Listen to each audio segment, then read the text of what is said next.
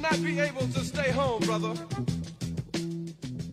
Totally crazy. You will not be able to plug in, turn on, and cop out. You will not be able to lose yourself on Skag and skip out for beer during commercials because nobody cares because they're all minorities and we're in the fucking hood. the revolution will not be televised. The revolution will not be brought to you by Xerox in 4 parts without commercial interruptions. The revolution will not show You know, and that's just not okay. And leading a charge by John Mitchell, General Abrams, and Spyro Agnew to eat all parts confiscated from the Harlem sanctuary. The revolution will not be televised.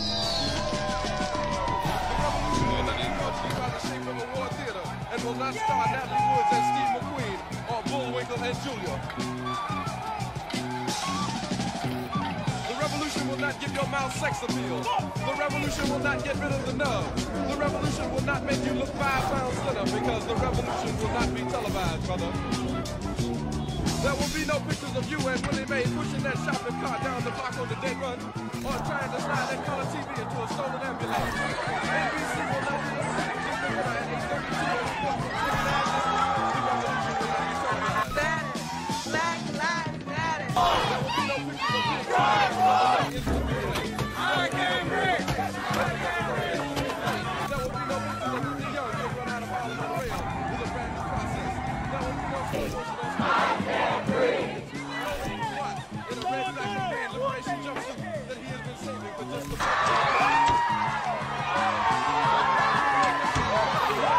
and who to go first will no longer be so damn relevant, and women will not care if you try to get down with gay and sex with the man, because black people will be in the streets looking for a brighter day. The revolution will not be televised. There will be no highlights of the 11 o'clock and the pictures of Harry Hall and the racist and Jackie Onassi blowing her nose. Buenas tardes a todos los que están ahí del otro lado. Estoy acá con el compañero Renzo para empezar el 6º vivo desde el Nuevo Más La Plata. Estamos transmitiendo desde este canal y desde el vivo también de Instagram en @NuevoMásLP y estamos acá con Renzo. ¿Cómo andas, Renzo? ¿Bien? Bien, todo bien, muy contento de haber sido invitado a esta ya 6ª edición, ¿no? 6ª edición. Así que bueno, con un tema realmente interesantísimo. Un hecho que realmente es histórico desde muchos puntos de vista y que es de lo que se está hablando en todos lados, en todos los diarios del mundo, en todos los medios del mundo, porque bueno, sucede en el centro del capitalismo mundial, ¿no? Exactamente, porque lo que vamos a hablar hoy es de la rebelión popular que está aconteciendo en estos momentos, ya hace una semana, en el corazón del capitalismo internacional, que es el propio Estados Unidos. Como todo el mundo sabe, porque lo ha visto por las redes sociales, por la televisión, los trabajadores, centralmente la población afroamericana, está protagonizando inmensas movilizaciones muy radicalizadas. Hemos visto esas imágenes enormes que se parecen a las de la película El Guasón, con ese manifestante arriba del patrullero, claro, que hizo recordar a esa película tan famosa que se estrenó el año pasado, y cómo todo eso que parecía ciencia ficción o un drama de una película ahora se está volviendo realidad. Y bueno, la idea un poco hoy es analizar un poco más diferentes elementos de lo que está pasando en la rebelión en Estados Unidos y analizar algunas cuestiones históricas, ¿no? Claro, es que es una buena oportunidad para tratar de entender cuál es el lazo que une esto que está pasando en la actualidad, esta situación inédita al menos en los últimos años, con una historia que en el caso de un país como Estados Unidos tiene una historia de traición, de lucha de clases enorme, claro, atravesada también por la cuestión racial. Entonces son un montón de cosas que se puede para charlar. Y nosotros hicimos este vivo luego de que el otro día estuvimos haciendo una movilización desde el Nuevo Más acá en la Argentina en apoyo a la rebelión popular de Estados Unidos y en pedido de justicia de el compañero que asesinó a la policía, George Floyd. Así que este programa también va en homenaje al compañero y a todos los que están ahora en la calle en Estados Unidos y también en diferentes partes del mundo. Y también los queremos invitar a que puedan recorrer nuestra página de internet, que es Izquierda Web. Ahí estamos haciendo una cobertura de gran parte de los países donde está habiendo movilizaciones, con toda una cobertura de lo que pasa en Estados Unidos, pero también las movilizaciones que vienen acompañando este enorme acontecimiento que está sucediendo, que llegó a haber manifestaciones en lugares como Tokio, que no venía viendo cosas de este tipo, porque bueno, en París estamos acostumbrados, hay movilizaciones todas las semanas por diferentes cuestiones. Lugares como Nueva Zelanda, por ejemplo, Australia, lugares que uno no está acostumbrado a ver que hay lucha en las calles, movilización en las calles. Claro, es que se trata de lo que nosotros venimos diciendo en las notas que venimos publicando en Izquierda Web. Bueno, ayer salió publicado el manifiesto de nuestra corriente internacional Socialismo Barbarie, donde hacemos un análisis bastante profundo, con toda una cuestión política, con un programa político, que lo invitamos a leer en Izquierda Web, el manifiesto, y otro montón de notas que están saliendo todos los días, con videos. También lo pueden encontrar por Twitter, por Facebook, Instagram, en Izquierda Web. Bueno, esta semana estuvimos haciendo una serie de publicaciones desde la agrupación Ya Basta UNLP. Hicimos una semana antirracista temática, en donde también estuvimos compartiendo fotos icónicas de la lucha contra el racismo en Estados Unidos, desde distintos puntos de vista, desde el deporte, desde la cultura, desde el feminismo. Así que, bueno, hay muchísimo material para aportar esta discusión. Porque estamos hablando de una rebelión en el centro del capitalismo mundial, ¿no? Algo que tiene una dimensión histórica enorme, y cuando decimos histórica nos referimos a que es algo que hacía muchísimo tiempo que no pasaba. Un ascenso de la lucha de clases en Estados Unidos no sucedía desde la década del 60, cuando fueron las grandes movilizaciones en contra de la guerra de Vietnam, luchas contra el racismo, todo un conjunto de luchas enormes que tuvieron como epicentro el año 67-68, y que ahora de vuelta en un mundo que es totalmente diferente. Estamos hablando de que Estados Unidos ingresa después de mucho tiempo en lo que nosotros llamamos el ciclo de rebeliones internacional, que se viene sucediendo en el mundo ya hace más o menos 20 años, y que es interesante de ver. Tuvo como su primer acontecimiento este ciclo de rebeliones, que el año pasado lo vimos en Chile,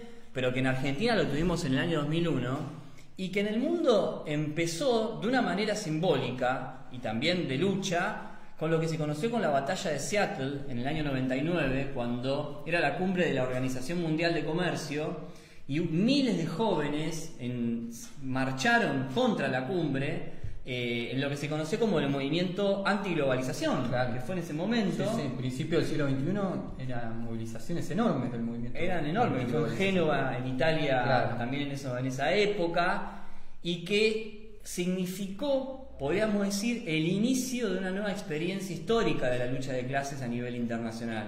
Después lo vivimos con la rebelión popular en Argentina, lo vimos con la primavera árabe en el 2011, los indignados en España, Occupy Wall Street también en el 2011, y el año pasado, que parece que fue hace un siglo el año pasado, porque la pandemia y la cuarentena parece como que nos nubla un poco lo que pasó antes, pero el año pasado el mundo estaba viviendo un ciclo de rebeliones internacional que tuvo en su primera plana lo que fue la rebelión en Chile, por la radicalización que vimos en Chile, fue impresionante, pero que fue en un montón de países del mundo. Y cuando empezó la pandemia, que escuchamos en muchos lugares decir que eso iba a terminar con la lucha social, de que iba a desaparecer la lucha de clases, no, más que desaparecer, la pandemia, con la bomba atómica que significó sobre la economía, y la contracción del comercio internacional y el crecimiento de los despidos en todos lados, en particular en Estados Unidos, lo que hizo fue potenciar la lucha de clases y darle un volumen, en particular en Estados Unidos, que no se conocía hace 50, 60 años, ¿no? Entonces, esa dimensión, para nosotros, como dijimos hace 2 meses atrás, la pandemia inauguraba, por lo que significa como acontecimiento histórico mundial para la humanidad, inauguraba el siglo XXI como época histórica. La rebelión popular en Estados Unidos agrega otro elemento más a este reinicio, a este inicio, podríamos decir, del siglo XXI como nueva época histórica. Por eso nosotros le damos esta importancia, y de triunfar la rebelión popular, que todavía no está claro de qué manera llegar a triunfar, una de esas cosas sería, por ejemplo, que la rebelión lo voltee a Trump, lo haga caer por la vía de la acción de masas, como por ejemplo pasó en Argentina en el 2001 o pasó en Egipto en el 2011 cuando tiraron abajo a Mubarak. Claro, pero que en el caso de un país como Estados Unidos sería algo inédito que suceda algo Totalmente. Inédito, y significaría un cambio en las relaciones de fuerza internacional para los explotados y oprimidos enorme, ¿no? Y cuando uno ve qué es lo que desató esto, efectivamente se trata de que en Estados Unidos Trump tuvo una política negacionista, podríamos decir, de la pandemia, y llevó al muere a hoy casi 110.000 personas en Estados Unidos. Y cuando uno analiza las cifras de esos muertos, la población afroamericana y latina fue la más castigada. ¿Por qué? Porque es la más pobre, la que está en peores condiciones de hacer frente a la pandemia, porque tiene peores condiciones de acceso a la salud, y porque vive en peores condiciones habitacionales. Es decir, el sector más pobre de la sociedad, del más pobre, son los afroamericanos y los latinos. Y como la pandemia generó, lo que decíamos antes, una bomba atómica económica, la mayoría de los 40 millones de desempleados que se aparecieron en los últimos 2 meses en Estados Unidos, un porcentaje muy elevado son compañeros afroamericanos. Es decir, como es común a lo largo de la historia de Estados Unidos, por su capitalismo racista, este sector de la sociedad es el más explotado y el más oprimido de la sociedad. Y por lo tanto, otra vez vemos cómo este sector estalla a través de una rebelión popular contra todas estas injusticias, en primer lugar por justicia por George Floyd, pero también por todo un conjunto de desigualdades sistémicas que hacen que el malestar, no solamente de la población afroamericana, sino de la población pobre, de los trabajadores, sea enorme en Estados Unidos, ¿no? Enorme no ahora ese malestar, ahora se potenció, pero Estados Unidos viene de una situación terrible de decadencia y de malestar ya hace muchos años, ¿no, Renzo? Sí.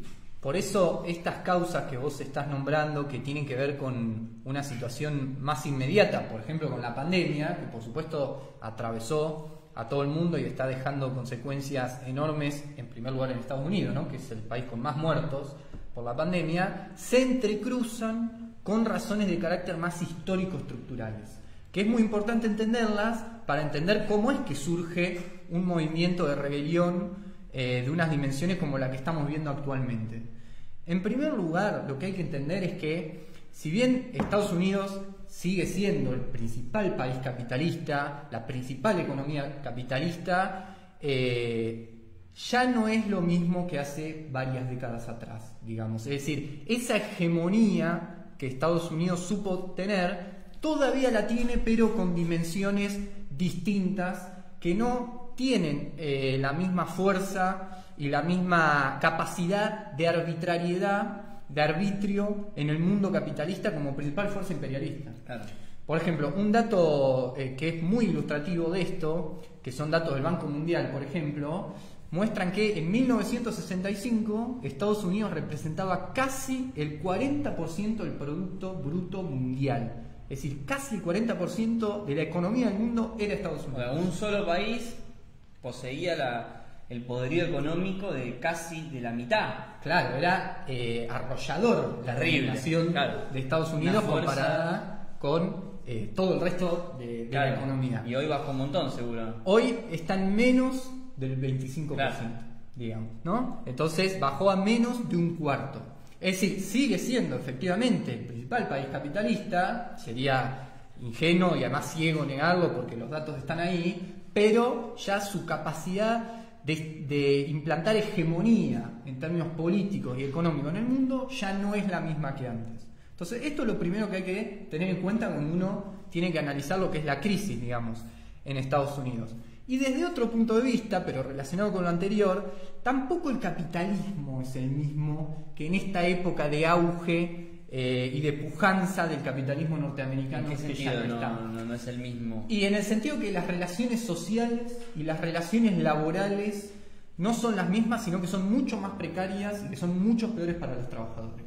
Es decir, a la salida de la Segunda Guerra Mundial, la economía capitalista salió como un tren disparado para adelante, un enorme proceso de industrialización, un desarrollo tecnológico y de productividad inmenso, pero ese proceso se fue agotando y ya para la década del 70 y 80, el capitalismo tuvo que ensayar una nueva etapa de acumulación, que es lo que comúnmente se lo llama como neoliberalismo.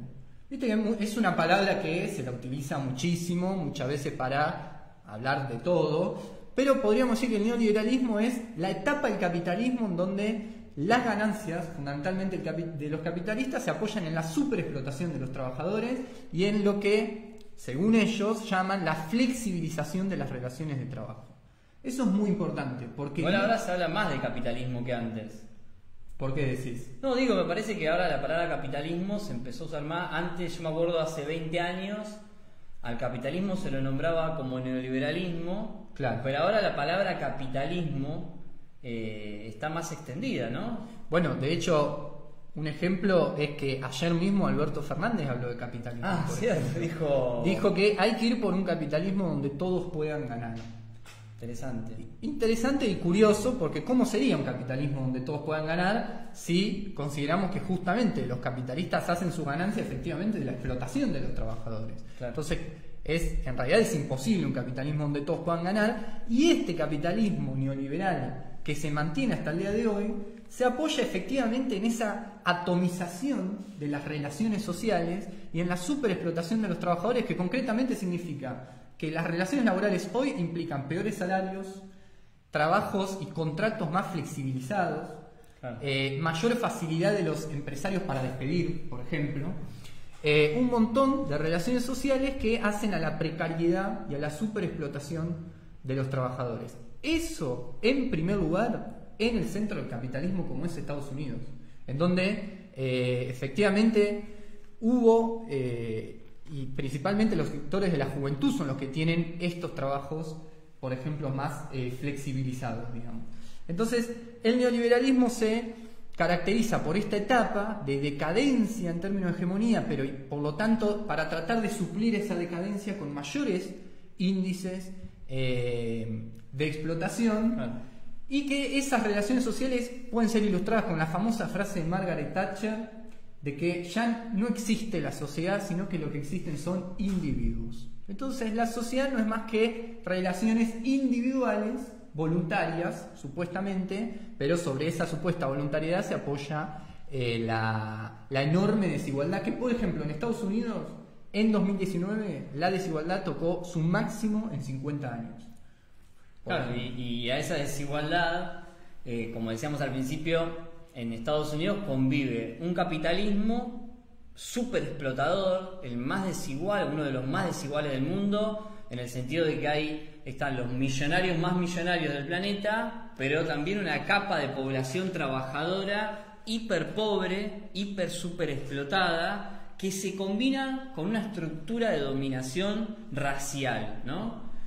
Que acá hay una cuestión muy importante de analizar y que a veces se pasa por alto, que a veces se entiende el racismo como un fenómeno cultural, es decir, una ideología en la cual vos sos negro, el otro es blanco, entonces el blanco es superior por una cuestión de ideas. Yo creo esto, ¿no? Claro. En realidad, cuando uno ve el proceso histórico, el capitalismo norteamericano es un producto de la esclavitud moderna, es decir, de cómo el imperio británico se proveyó de millones de esclavos que sacaba de África, los llevaba a Estados Unidos, al Caribe y a Brasil, también al norte de Brasil, pero centralmente en las zonas del Caribe.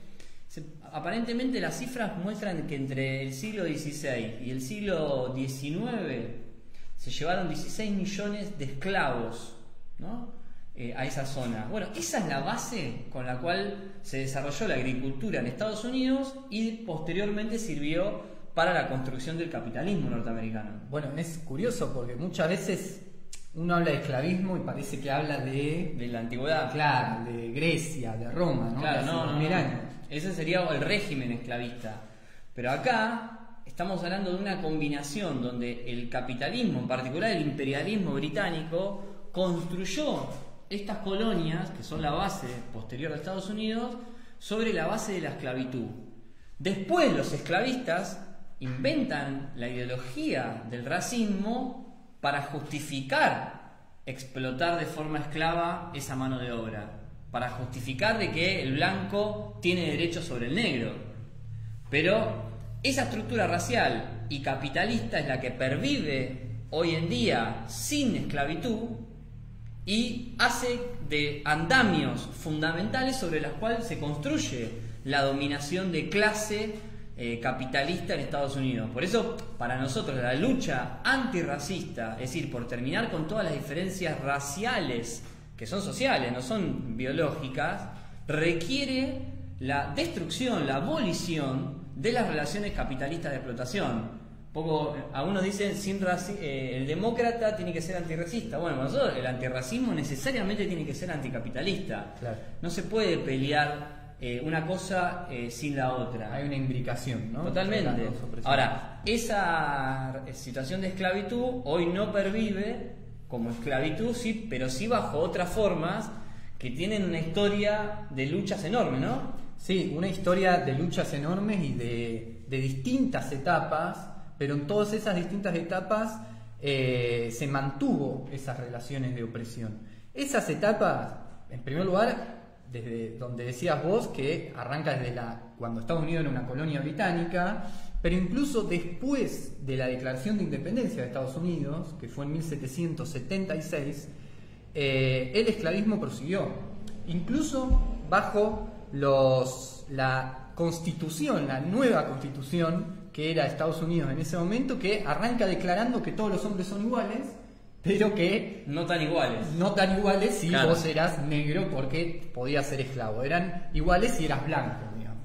Bueno, en esa etapa de los primeros años de la independencia, el esclavismo prosiguió y se siguieron trayendo esclavos desde África para, sobre todo, los estados del sur de los Estados Unidos. Y hay un hecho fundamental, toda esa primera etapa, que son unos 70 años, ocurre un hecho fundamental que va a abrir una nueva etapa, que es lo que se llama la Guerra de Secesión, que es es el evento más estudiado de la historia de Estados Unidos, de lo que más se escribió, porque casi que se jugó el destino del país en esa guerra, porque enfrentó a un grupo de estados, que eran los estados del sur, que eran estados esclavistas efectivamente, y que fundamentalmente su actividad económica estaba basada en la agricultura y en las grandes plantaciones algodoneras, azucareras, tabacaleras, etcétera, en donde con la mano de obra esclava y las tierras fértiles de esos estados eran muy productivas y muy competitivas para el mercado mundial. Por ejemplo, esos estados eran los que le proveían de algodón a las industrias textiles inglesas,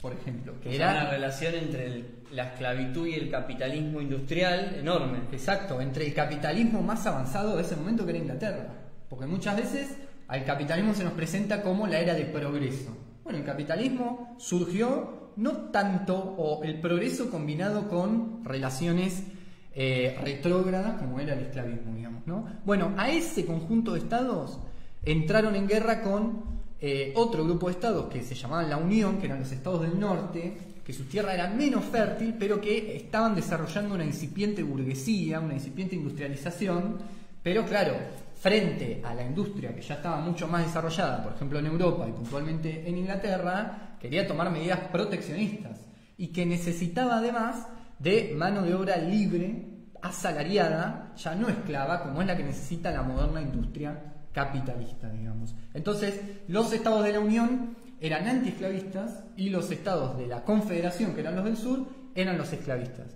Estalla la guerra, esto fue en 1861, y son 4 años de guerra, en donde, por ejemplo, el presidente de los Estados Unidos en ese momento era Abraham Lincoln, una figura, bueno, muy conocida, y que en parte pasó a la historia también por haber salido triunfante, digamos, de este hecho histórico. Hay un dato de color, por ejemplo, que es que Marx, desde la Primera Internacional, le envían una carta a Abraham Lincoln felicitándolo por su reelección, pero sobre todo por la lucha que estaban dando contra los estados esclavistas, digamos.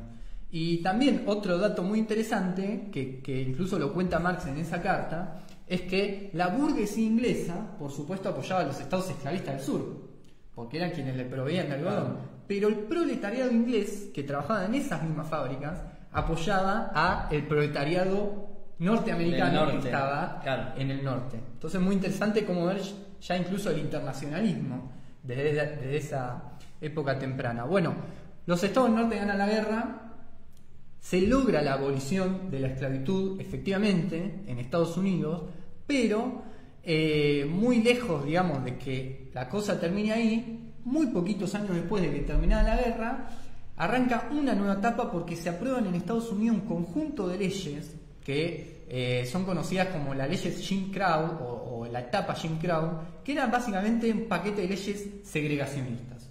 Es decir, que dividían a la sociedad en dos estamentos entre los blancos y los negros, básicamente. Está bien, ya no era esclavitud propiamente dicha, pero los negros no tenían acceso a los puestos, ya sea en estados, en empresas, no podían ir a las mismas escuelas, universidades, no tenían derecho al voto, no podían ir ni siquiera al mismo baño, no podían ir ni siquiera a los mismos transportes públicos que los blancos.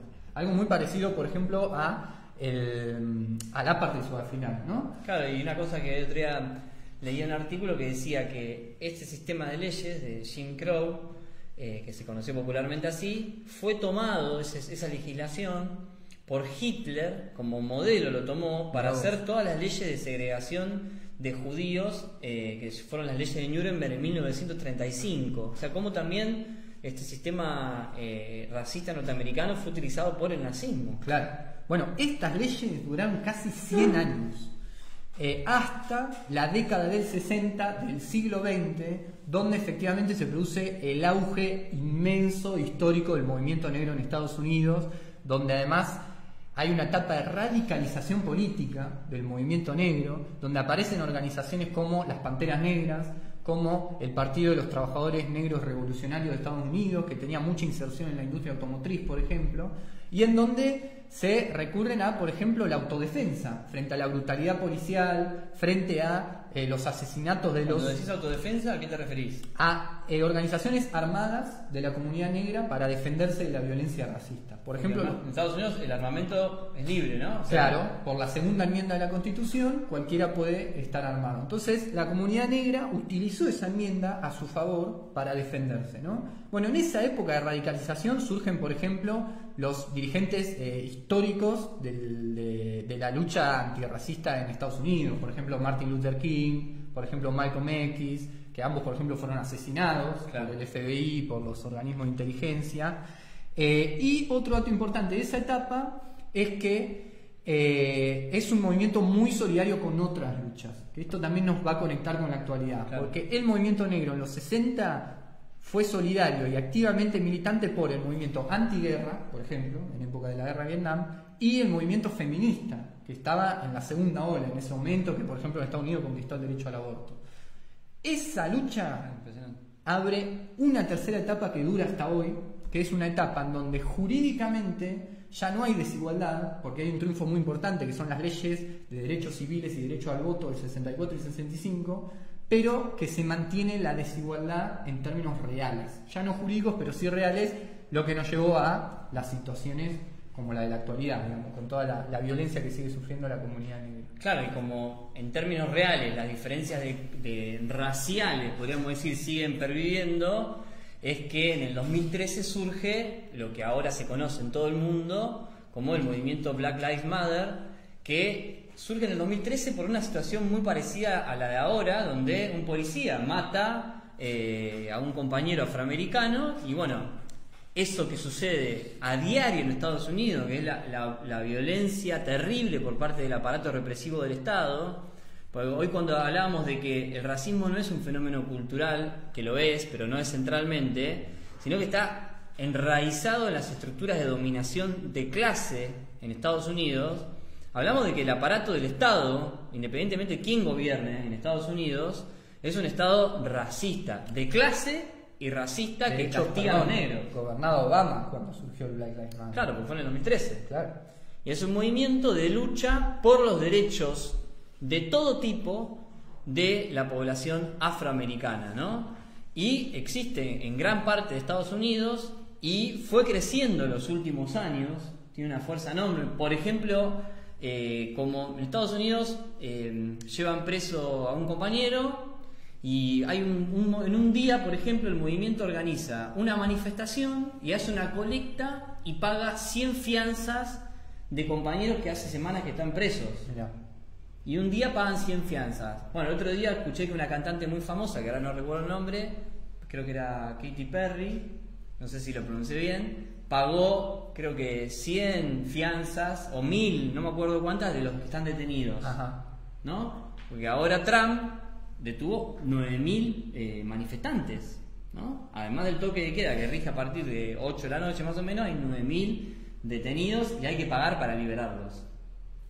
Acá estamos acostumbrados a movilizar, allá no tanto. Claro.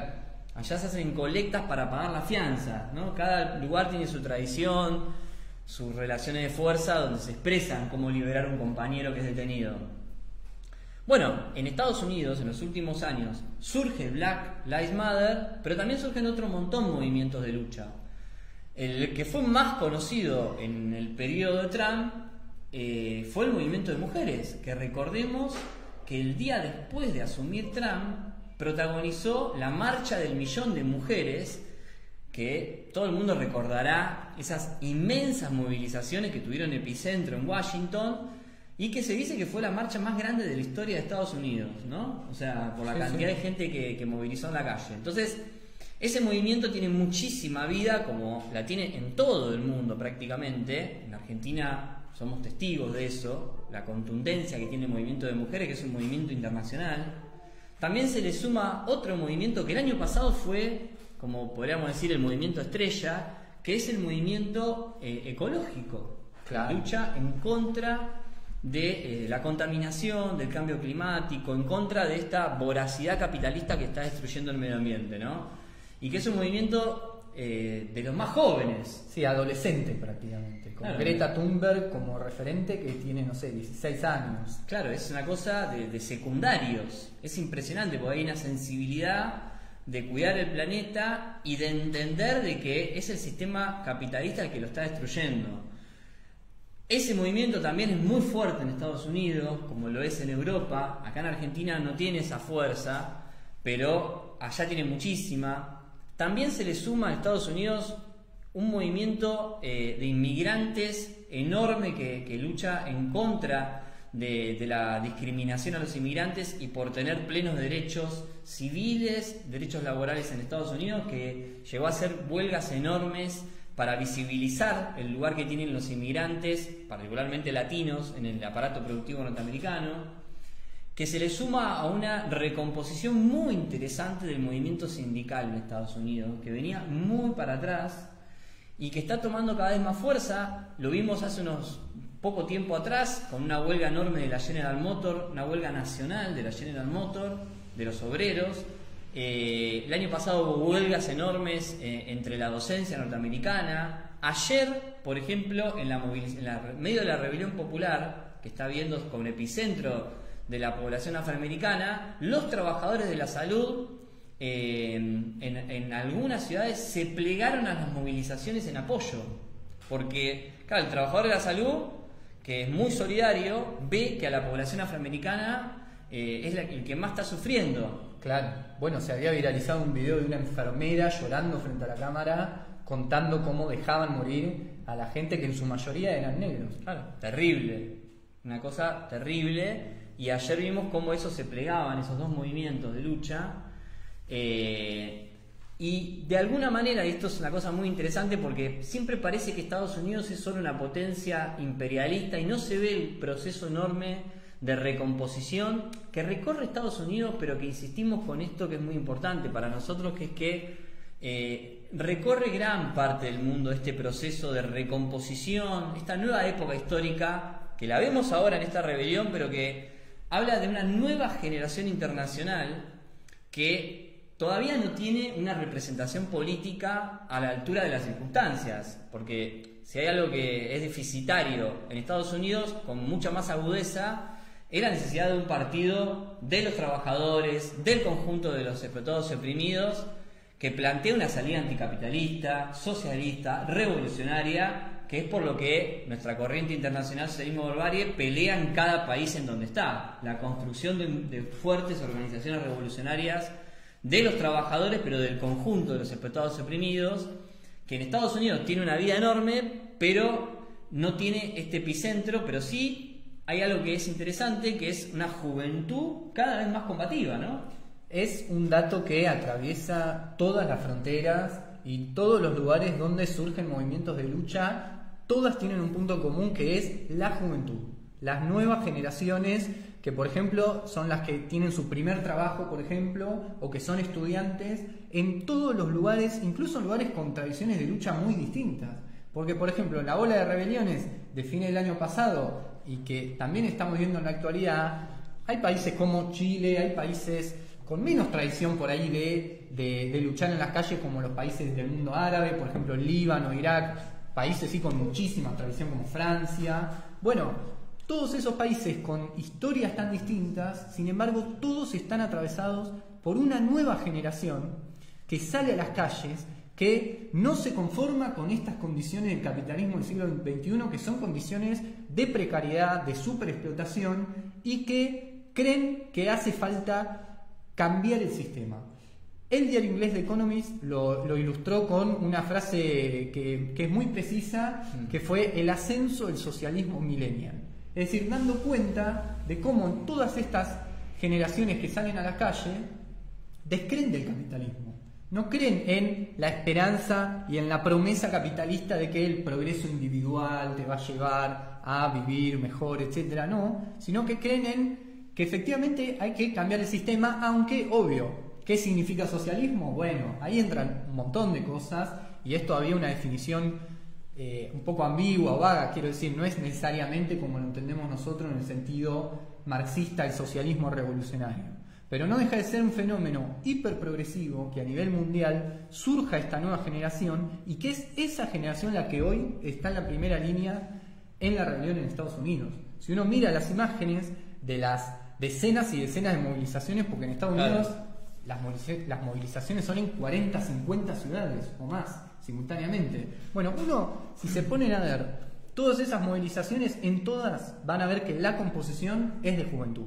Es decir, es una especie de emergencia de una juventud anticapitalista, pero que tiene el límite que vos decías. Es por ahora, digamos, un ascenso de una juventud por la negativa, en el sentido de que rechazan las condiciones de vida actuales, pero que todavía no hay una representación política que las contenga. Eso, en el caso de Estados Unidos, expresa la necesidad estratégica de que surja un tercer partido. Porque el régimen político de Estados Unidos es uno de los más estables del mundo prácticamente. Es uno de los pocos países del mundo en donde no hubo muchos cambios de régimen, como por ahí sí estamos acostumbrados a ver en los países más dependientes, más semicoloniales. Bueno, en Estados Unidos tenés la democracia burguesa tradicional con sus dos partidos históricos, que son el demócrata y el republicano, y que son dos partidos que constituyen el régimen. No es que está el régimen y a la par tenés a los partidos que lo constituyen. Esos dos partidos son partidos del régimen, y que son ambos partidos imperialistas, que han llevado adelante las políticas imperialistas de Estados Unidos. Por eso hay una necesidad estratégica de poner en pie un tercer partido de carácter independiente, y que agrupe a los trabajadores, a los jóvenes, a las mujeres, a la comunidad negra, a todos esos sectores en lucha, explotados y oprimidos, para abrir una perspectiva revolucionaria en un país tan complejo como es Estados Unidos. Totalmente, y de la mano de poner en pie un tercer partido, ¿no? Revolucionario, socialista en Estados Unidos, hoy la rebelión popular tiene tareas inmediatas, ¿no? En primer lugar, derrotar todos los intentos represivos de Trump, que ya dijo el otro día, lo primero que dijo fue que iba a fusilarlos a los manifestantes. Bueno, impuso el toque de queda, pero todas las noches en las cuales empieza a regir el toque de queda, la juventud sale igual, ¿no? Tal cual. Ahora no estamos acá, pero probablemente haya miles frente a la Casa Blanca, y en diferentes ciudades. En todas las noches hay más de 40 ciudades, y siguen creciendo esas ciudades, donde hay movilizaciones muy importantes que cruzan diferentes movimientos. No es simplemente o solamente que la población afroamericana está en la calle, sino que está el movimiento de mujeres, es una combinación, porque lo que está enfrente es un sistema brutal y un representante como es Trump, que es un provocador, es un fascistoide terrible. Por eso nosotros vemos que una de las perspectivas que se plantea la rebelión en Estados Unidos es una tarea doble, por decirlo de una manera. Por un lado, expandirse hacia la clase trabajadora. Es fundamental que ingresen los sectores de trabajadores de la industria, de servicio, porque acá está en juego la vida de la población. O sea, la pandemia se está llevando puesta la vida de miles de personas del sector más pobre de la sociedad, y por lo tanto hace falta que los sectores explotados y oprimidos en su conjunto salgan a la calle para imponer una salida que proteja la vida y que haga que la crisis económica que está viviendo Estados Unidos, que todo parece indicar que se está a la puerta de una depresión económica global tan profunda como la década del 30, esa crisis no la tienen que pagar los trabajadores y la tienen que pagar los capitalistas. Porque lo primero que hicieron los capitalistas cuando empezó la crisis fue despedir 40 millones de trabajadores. En la última semana hubo 2,5 millones de despidos esta semana. Es decir, hay tareas de orden social, sanitario, antirracial, antifascista que se combinan, y de ir unificándose los distintos sectores explotados y oprimidos, pueden ir convergiendo hacia un proceso histórico que para nosotros, como Corriente Internacional, planteamos que está a la orden del día empezar a levantar la necesidad de echar a Trump por la vía de la movilización popular, que no hay que esperar a las elecciones de fin de año, como plantea el Partido Demócrata, que le tiene pánico a la rebelión popular y mucho más a la rebelión popular en el centro del imperialismo mundial. Entonces, para nosotros una perspectiva de este tipo es hoy la única perspectiva realmente revolucionaria, y un partido político revolucionario tiene que plantear esta perspectiva, que vaya madurando esa idea, y de lograrse eso efectivamente, significaría un cambio en las relaciones de fuerza en Estados Unidos, porque nosotros ya tenemos la experiencia en Argentina de haber volteado presidentes, con lo que significa como conquista del movimiento de masas, marcarle la cancha a la dominación de clase y abrir un periodo de recomposición de los explotados y oprimidos que es enorme. Entonces, sumado a estas tareas, como Corriente Internacional, Socialismo Barbarie, vemos fundamental expandir la solidaridad a todo el mundo, impulsar acciones solidarias en los distintos países, mantener la solidaridad de la manera más activa. Obviamente, en un contexto de pandemia requiere salir a la calle con todos los cuidados de protección, de distanciamiento social, pero es fundamental que este momento histórico, que reiteramos, es bisagra en la lucha de clases internacional, permita empezar un periodo no solo de rebelión popular, sino de revolución, es decir, de mayor radicalización de la juventud, de ingreso de la clase trabajadora y de puesta en pie de partidos revolucionarios en Estados Unidos, pero también en todos los países del mundo.